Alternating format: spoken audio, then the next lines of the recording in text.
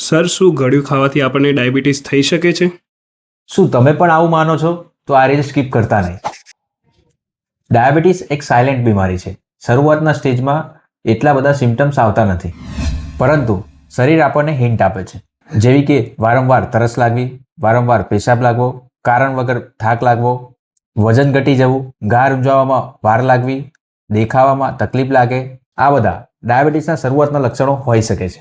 જો ડાયાબિટીસ સમયસર ચેક ના કરાવો તો આપણા શરીરમાં ડાયાબિટીસ વધે છે અને આપણા અંગોને નુકસાન પહોંચાડે છે, જેવા કે કિડની ડેમેજ, હાર્ટ પ્રોબ્લેમ, સ્ટ્રોકનું જોખમ વધી જાય છે અને જોવામાં બી તકલીફ લાગે છે. તો સર, આપણે ડાયાબિટીસ જાણવા માટે શું કરવું જોઈએ?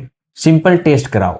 HbA1c, ફાસ્ટિંગ બ્લડ શુગર અને જમ્યા પછીનું 2 કલાકનું PP2BS. અર્લી ડાયગ્નોસિસ એટલે ઇઝી કંટ્રોલ. તો તમે છેલ્લી વખત શુગર ટેસ્ટ ક્યારે કરાવ્યો હતો? કમેન્ટમાં શુગર લખો, હું તમને પ્રોપર ગાઈડન્સ આપી દઈશ.